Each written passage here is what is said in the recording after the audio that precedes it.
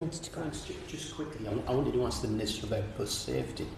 You mentioned earlier in questioning some of the issues that you thought would increase bus usage, bus ridership, in terms of making the fleets more modern, improving emissions, smart ticketing, real-time information.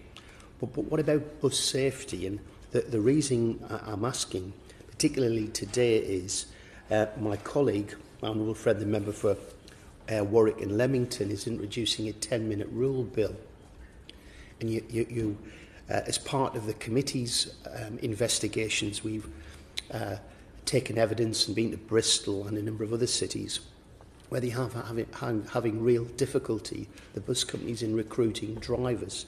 Now, this terrible crash that happened in Coventry, where 2 people were killed, including a 7-year-old little boy, and a number of others seriously injured, it came about because of excessive hours that the bus driver was engaged in, and he was working for one of the big 5 for Stagecoach, Midland Red, and in the previous weeks before the crash he'd worked 62 hours, 76 hours, 76 hours and 75 hours.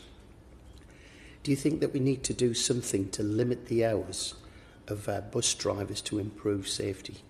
Well, I'll be in the chamber for the 10-minute rule bill.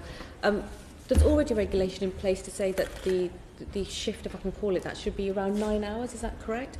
And I do have roundtables with the bus companies to challenge them on a number of issues, including this. And I have asked what are the average hours that their drivers work.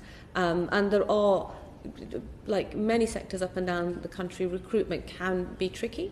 It can be tricky. I'm actually due to be in Bristol on Saturday, so I will have this conversation with them again on Saturday. It does worry me to hear this, but there are rules in place. There are meant to be shifts that are 9 hours long. There isn't a compulsory limit, Minister. There isn't and you know, you might want to consult on that. But earlier in questions from the chairman about the bus strategy, which there seems to be a consensus that we need a national. I think even you agree with that, Minister. You know, a national bus strategy. But should bus safety be part of that? You know, we have that in the rail industry. Yeah.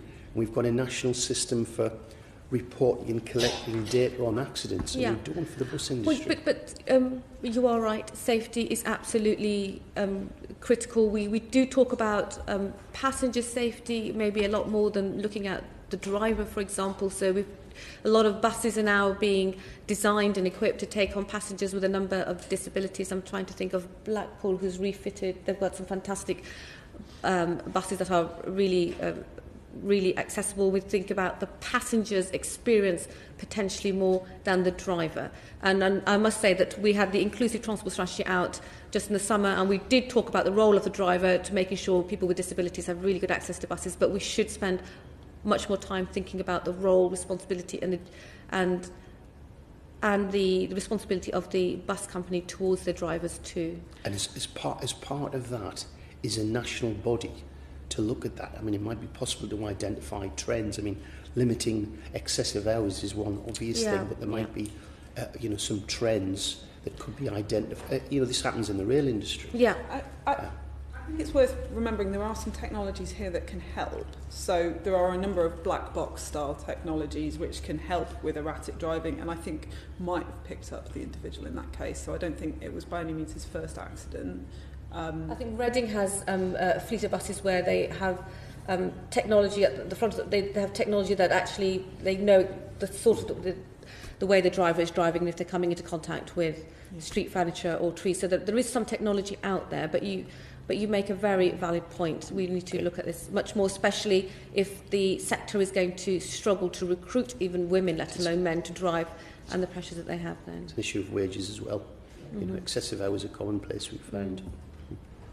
Thank you.